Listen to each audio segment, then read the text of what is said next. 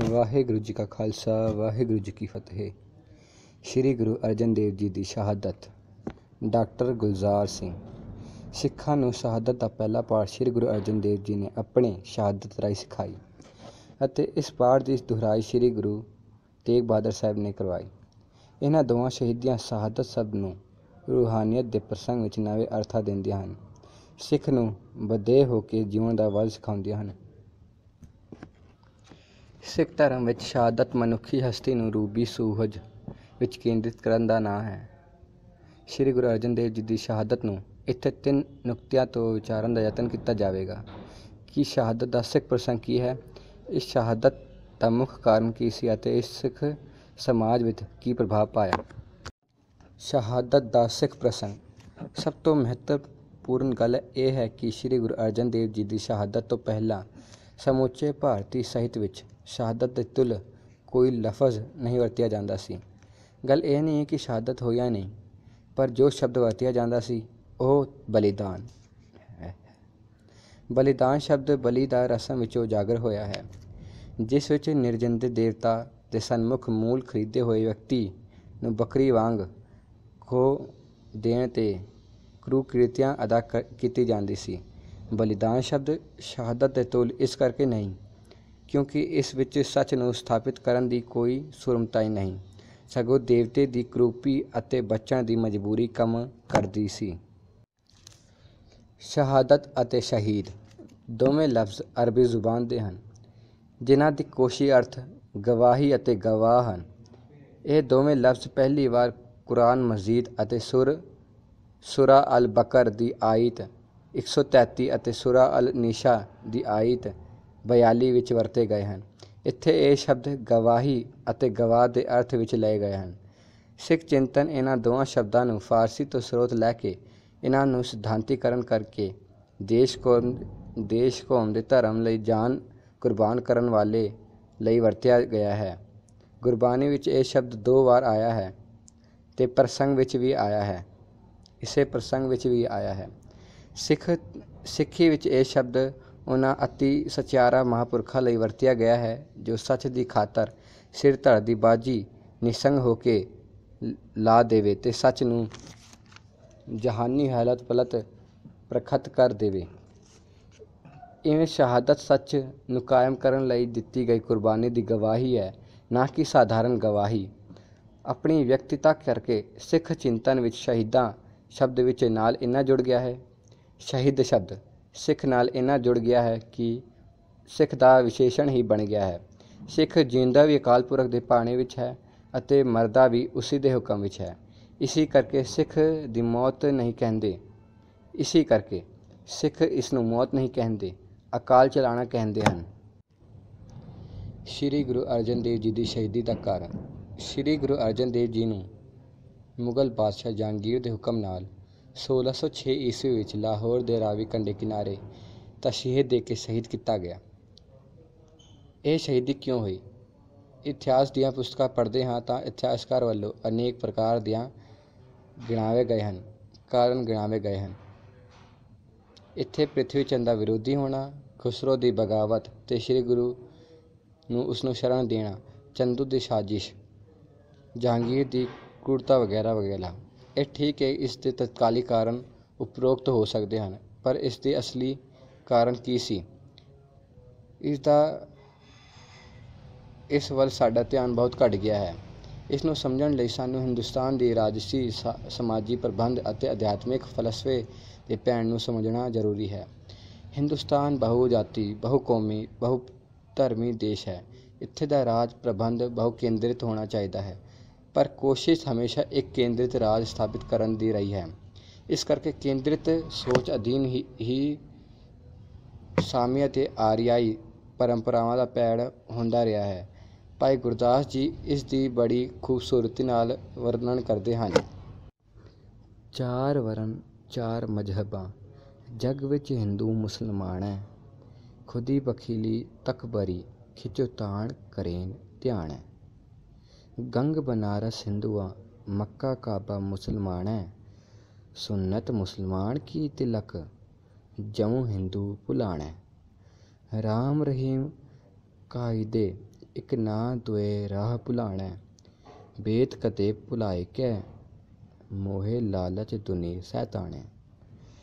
ਸੱਚ ਕਿਨਾਰੇ ਰਹਿ ਗਿਆ, ਖੈ ਮਰਦੇ ਬ੍ਰਾਹਮਣ ਮਉਲਾਣੈ, ਸਿਰੋਂ ਨਾ ਮਿਟੈ ਆਵਣ ਜਾਣੈ, ਸਿਰੋਂ ਨਾ ਮਿਟੈ ਆਵਣ ਜਾਣੈ। ਪਹਿਲਾਂ ਹਿੰਦੂ ਸ਼ਾਸਕ ਏਕਾ ਕੇਂਦਰਿਤ ਸੋਚ ਅਧੀਨ ਰਾਜ ਕਰਦੇ ਸਨ। ਫਿਰ ਮੁਸਲਮਾਨਾਂ ਦੇ ਆਉਣ ਤੋਂ ਬਾਅਦ ਉਹਨਾਂ ਨੇ ਇਸ ਸੋਚ ਨੂੰ ਧਾਰਨ ਕਰ ਲਿਆ। ਏਕਾ ਕੇਂਦਰਿਤ ਹੋਣ ਕਾਰਨ ਕਰੂਰਤਾ ਅਤੇ ਪਾਸੜ ਸੋਚ ਦਾ ਵਰਤਾਰਾ ਹੋਇਆ, ਜਿਸ ਵਿੱਚ ਮਨੁੱਖੀ ਆਤਮਾ ਦੀ ਸਦੀਵੀ ਅਭਾਵ ਤੇ ਮਨੁੱਖੀ ਆਜ਼ਾਦੀ ਦੀ ਦਮਨਕਾਰੀ ਰਹੀ। ਇਸ ਦੇ ਉਲਟ ਬਹੁ ਕੇਂਦਰਿਤ ਸਮਾਜ ਮਨੁੱਖੀ ਵਿਅਕਤੀਤਵ ਤੇ ਮਨੁੱਖੀ ਆਤਮਾ ਨੂੰ ਪ੍ਰਭੂ ਸੱਤਾ ਸੰਪੰਨ ਤੇ ਪੂਰਨ ਅਧਿਕਾਰ ਪ੍ਰਾਪਤ ਸਵੀਕਾਰ ਕਰਦੇ ਸਭ ਨੂੰ ਰਾਜ ਸਭਾ ਦੀ ਹਿੱਸੇਦਾਰੀ ਦਾ ਮਾਣ ਦਿੰਦਾ ਹੈ। ਗੁਰੂ ਸਾਹਿਬ ਦੀ ਵਿਚਾਰਧਾਰਾ ਏਕਾ ਕੇਂਦਰਿਤ ਦੀ ਥਾਂ ਬਹੁ ਕੇਂਦਰਿਤ ਸੀ, ਜੋ ਮਨੁੱਖਤਾ ਨੂੰ ਜਾਤ ਕੌਮਾਂ ਮਜ਼ਹਬਾਂ ਵਿੱਚ ਵੰਡ ਕੇ ਨਹੀਂ ਵੇਖਦੀ ਸੀ, ਸਗੋਂ ਸਭ ਤੋਂ ਇੱਕ ਜੋਤ, ਸਭ ਮਹਿ ਜੋਤ ਜੋਤ ਹੈ ਸੋਏ ਦਾ ਪਸਾਰਾ ਮੰਨਦੀ ਸੀ। ਸ੍ਰੀ ਗੁਰੂ ਨਾਨਕ ਦੇਵ ਜੀ ਦੀ ਇਹ ਵਿਚਾਰਧਾਰਾ ਸ੍ਰੀ ਗੁਰੂ ਅਰਜਨ ਦੇਵ ਜੀ ਤੱਕ ਪਹੁੰਚ ਕੇ ਅਸਲੀ ਜਾਮਾ ਪਹਿਨ ਕੇ ਸਿਧਾਂਤਕ ਅਤੇ ਸੰਸਥਾਗਤ ਹੋ ਜਾਂਦੀ ਹੈ। ਹੁਣ ਗੁਰਸਿੱਖ ਨੂੰ ਆਪਣਾ ਕੇਂਦਰ ਸਥਾਨ ਸ੍ਰੀ ਹਰਿਮੰਦਰ ਸਾਹਿਬ ਸ੍ਰੀ ਅੰਮ੍ਰਿਤਸਰ ਦੀ ਤੁਰਕੀ ਬਾਣੀ ਤੋਂ ਪ੍ਰਾਪਤ ਹੋ ਚੁੱਕੀ ਹੈ।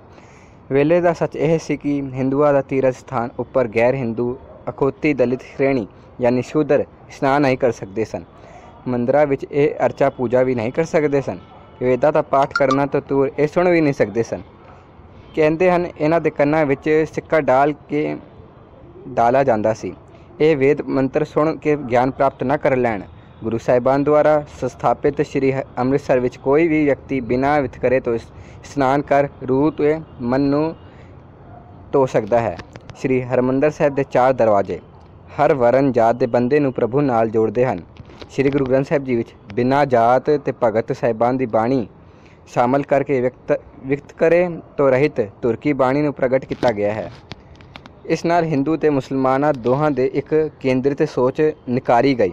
ਕੱਟੜਵਾਦੀ ਸੋਚ ਦਾ ਧਿਆਨੀ ਜਹਾਂਗੀਰ ਇਸ ਨੂੰ ਕਿਵੇਂ ਬਰਦਾਸ਼ਤ ਕਰ ਸਕਦਾ ਸੀ। ਹੁਣ ਹੁਕਮ ਹੋਇਆ ਮਹਿਰਵਾਨ ਦਾ, ਪੈ ਕੋਈ ਨਾ ਕਿਸੇ ਰਵਾਨ ਦਾ, ਸਭ ਸੁਖਾਲੀ ਉੱਠੀਆਂ, ਇਹ ਹੋਇਆ ਹਲੇਮੀ ਰਾਜ ਜਿਉ। ਸਰਦਾਰ ਕਪੂਰ ਸਿੰਘ ਅਨੁਸਾਰ ਸ਼ੇਖ ਫਰੀਦ ਬੁਖਾਰੀ, ਜਿਸ ਨੂੰ ਜਹਾਂਗੀਰ ਨੇ ਬਾਦਸ਼ਾਹ ਬਣਦੇ ਸਾਰ ਮੁਰਤਜ਼ਾ ਖਾਨ ਦੀ ਉਪਾਧੀ ਦਿੱਤੀ ਸੀ, ਉਹ ਸ਼ੇਖ ਅਹਿਮਦ ਸਰਹੱਦੀ ਮਸਜਦ ਦੇ ਸਰਦਾਵਾਨ ਸੀ ਅਤੇ ਇਸੇ ਨੇ ਸ਼ਹੀਜ਼ਾਦਾ ਖੁਸਰੋ ਦੀ ਬਗਾਵਤ ਦਾ ਲੱਕ ਤੋੜਿਆ ਸੀ। ਸ਼ਹੀਜ਼ਾਦਾ ਖੁਸਰੋ ਦੀ ਗੁਰੂ ਪ੍ਰਤੀ ਡੂੰਘੀ ਸ਼ਰਧਾ ਅਤੇ ਉਹ ਗੁਰੂ ਨੂੰ ਬਹੁ ਕੇਂਦਰਿਤ ਸਮਾਜ ਦੀ ਸਥਾਪਨਾ ਤੇ ਹਾਮੀ ਭਰਦਾ ਸੀ। ਸ੍ਰੀ ਗੁਰੂ ਅਰਜਨ ਦੇਵ ਜੀ ਖੁਸਰੋ ਦੀ ਸ਼ਰਨ ਦਿੱਤੀ। ਇਵੇਂ ਮੁਜੱਦਦ ਆਪਣੇ ਪ੍ਰਭਾਵ ਸਦਕਾ ਮੁਰਤਜ਼ਾ ਖਾਨ ਰਾਹੀਂ ਸ੍ਰੀ ਗੁਰੂ ਅਰਜਨ ਦੇਵ ਜੀ ਦੀ ਸ਼ਹਾਦਤ ਕਰਵਾਉਣ ਦਾ ਅਹਿਮ ਭੂਮਿਕਾ ਨਿਭਾਉਂਦੇ ਹਨ, ਕਿਉਂਕਿ ਉਸ ਨੇ ਜਹਾਂਗੀਰ ਸ਼ਹੀਜ਼ਾਦਾ ਸਲੀਮ ਤੋਂ ਰਾਜ ਗੱਦੀ ਸੰਭਾਲਣ ਤੋਂ ਪਹਿਲਾਂ ਹੀ ਇਹ ਪ੍ਰਣ ਲੈ ਲਿੱਤਾ ਸੀ ਕਿ ਉਹ ਬਹੁ ਕੇਂਦਰਿਤ ਸਮਾਜ ਦਾ ਪ੍ਰਚਾਰ ਕਰਨ ਵਾਲੇ ਸਿੱਖ ਮਤ ਨੂੰ ਖੁਰਾ ਖੋਜ ਮਿਟਾ ਦੇਵੇਗਾ। ਇਸੇ ਕਰਕੇ ਜਹਾਂਗੀਰ ਜਹਾਂਗੀਰ ਵਿੱਚ ਲਿਖਦਾ ਹੈ ਕਿ ਬੜੇ ਚਿਰ ਤੋਂ ਮੇਰਾ ਵਿਚਾਰ ਸੀ ਕਿ ਇਹ ਝੂਠ ਦੀ ਦੁਕਾਨ ਸਿੱਖ ਮਤ ਦੇ ਬੰਦੇ ਸਿੱਖ ਮਤ ਨੂੰ ਬੰਦ ਕਰ ਦੇਵਾਂ, ਗੁਰੂ ਨੂੰ ਇਸਲਾਮੀ ਟੋਲੇ ਵਿੱਚ ਸ਼ਾਮਿਲ ਕਰ ਲਵਾਂ।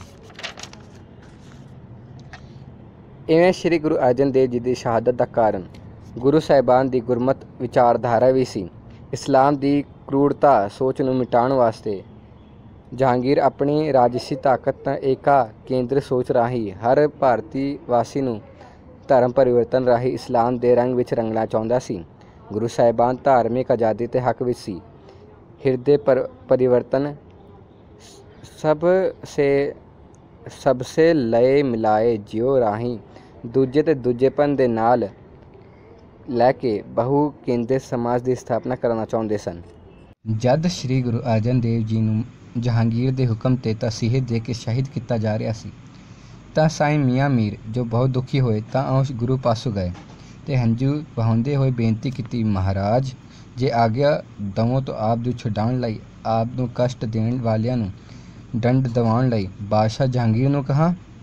इत्थे ਇਹ ਜ਼ਿਕਰ ਕਰਨਾ ਵੀ ਜ਼ਰੂਰੀ ਸੀ ਕਿ ਜਹਾਂਗੀਰ ਦੀ ਰਾਣੀ ਨੂਰ ਜਹਾਂ ਸਾਈਂ ਜੀ ਨੂੰ ਅਨੰਨ ਸੇਵਕ ਸੀ ਤੇ ਉਹਨਾਂ ਨੂੰ ਬੜਾ ਮੰਨਦੀ ਸੀ।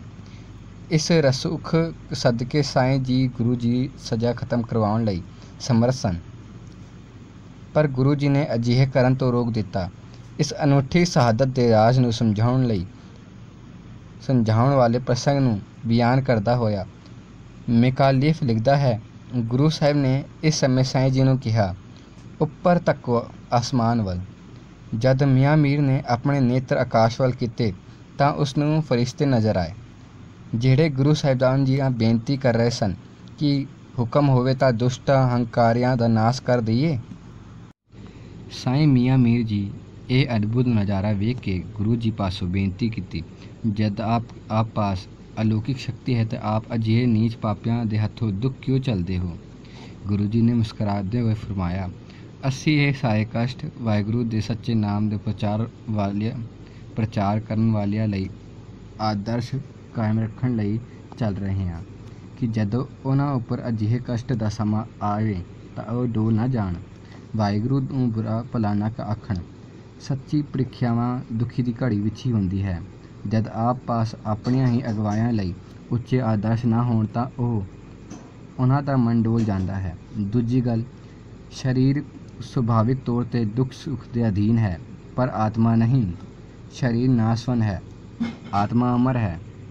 ਰੂਹਾਨੀ ਸ਼ਕਤੀ ਨੂੰ ਵਰਤ ਕੇ ਮੈਂ ਕੁਦਰਤ ਦੇ ਨਿਯਮਾਂ ਨੂੰ ਉਲਟਾਉਣਾ ਨਹੀਂ ਚਾਹੁੰਦਾ। ਸਾਈਂ ਜੀ ਨੇ ਗੁਰੂ ਜੀ ਨੇ ਇਹ ਬਚਨ ਸੁਣ ਕੇ ਸ਼ਾਂਤ ਚਿੱਤ ਉੱਥੇ ਵਾਪਸ ਆ ਗਏ। ਇਹ ਤੁਰੇ ਆਉਂਦੇ ਇਹ ਅਨੁਭਵ ਕਰ ਰਹੇ ਸੀ ਕਿ ਇਹ ਤਾਂ ਭਾਣੇ ਦਾ ਮਿੱਠਾ ਕਰਕੇ ਮੰਨਣ ਵਾਲਾ ਖੇਲ ਹੈ ਜੋ ਗੁਰੂ ਸਾਹਿਬ ਜੀ ਨੇ ਆਪਣੇ ਸਿੱਖਾਂ ਨੂੰ ਸ਼ਹਾਦਤ ਰਾਹੀਂ ਸਿਖਾ ਰਹੇ ਹਨ। ਇਸ ਖੇਡ ਨੂੰ ਵਾਪਰਨ ਨੂੰ ਰੋਕਣਾ ਮੁਕਤਾ ਹੈ, ਗੁਰੂ ਮਹਿਮਾ ਨਹੀਂ। ਇਸ ਪਿੱਛੋਂ ਸਾਈਂ ਜੀ ਨੇ ਮੁਗਲ ਬਾਦਸ਼ਾਹ ਨਾਲ ਆਪਣੀ ਨਾਰਾਜ਼ਗੀ ਪ੍ਰਗਟ ਕਰਦੇ ਹੋਏ ਉਸ ਤੋਂ ਸਦਾ ਦੂਰ ਹੋ ਗਏ। ਇਸ ਸ਼ਹਾਦਤ ਨੇ ਇਹ ਸਿੱਧ ਕਰ ਦਿੱਤਾ ਕਿ ਜ਼ਾਲਮ ਤੇ ਜ਼ਬਰ ਨਾਲੋਂ ਸਿੱਖ ਦਾ ਸਬਰ ਬੁਲੰਦ ਹੋ ਕੇ ਉਭਰਨਾ ਚਾਹੀਦਾ ਹੈ। ਜ਼ਬਰ ਦਾ ਸੇਕ ਸਬਰ ਨਾਲ ਸ਼ਾਂਤ ਕੀਤਾ ਜਾ ਸਕਦਾ ਹੈ। ਇਸ ਪਿੱਛੋਂ ਜ਼ਾਬਰ ਨੂੰ ਦੋ ਹੀ ਜਹਾਨੀ ਨਮੋਸ਼ੀ ਝੱਲਣੀ ਪੈਂਦੀ ਹੈ। ਉਸ ਦੀ ਕਰਤੂਤ ਮਰਦੀ ਹੈ ਤੇ ਸ਼ਹੀਦ ਮਰ ਕੇ ਜ਼ਿੰਦਾ ਰਹਿੰਦਾ ਹੈ। ਇਸ ਸ਼ਹਾਦਤ ਦੇ ਪਿੱਛੇ ਗੁਰੂ ਘਰ ਵਿੱਚ ਮੀਰੇ ਦੇ ਨਾਲ ਪੀਰੀ ਵੀ ਅਪਣਾ ਲਿੱਤੀ ਗਈ। ਸ਼੍ਰੀ ਗੁਰੂ ਹਰਗੋਬਿੰਦ ਸਾਹਿਬ ਜੀ ਨੇ ਮੀਰੀ ਤੇ ਪੀਰੀ ਕਿਰਪਾਨਾਂ ਧਾਰਨ ਕਰ ਲਈਆਂ। ਇਹ ਅਜਿਹਾ ਤੋੜ ਸੀ ਜਦ ਸਿੱਖ ਸੰਤ ਦੇ ਨਾਲ ਨਾਲ ਸਿਪਾਹੀ ਵੀ ਹੋ ਗਿਆ। ਇਸ ਸ਼ਹਾਦਤ ਨਾਲ ਸਿੱਖਾਂ ਨੇ ਪੱਤੀ ਸੇਤੀ ਜਿਉਣਾ ਹੀ ਨਹੀਂ ਮਰਨਾ ਵੀ ਸਿੱਖ ਲਿਆ। ਸਮੁੱਚੇ ਤੌਰ 'ਤੇ ਕਿਹਾ ਜਾ ਸਕਦਾ ਹੈ ਕਿ ਸ਼੍ਰੀ ਗੁਰੂ ਅਰਜਨ ਦੇਵ ਜੀ ਦੀ ਸ਼ਹਾਦਤ ਭਾਰਤੀ ਇਤਿਹਾਸ ਵਿੱਚ ਸ਼ਹਾਦਤ ਦੇ ਪ੍ਰਸੰਗ ਨੂੰ ਰੂਹਾਨੀਅਤ ਨਾਲ ਜੋੜਦੀ ਹੈ, ਇਸ ਨੂੰ ਨਵੇਂ ਅਰਥ ਪ੍ਰਦਾਨ ਕਰਦੀ ਹੈ।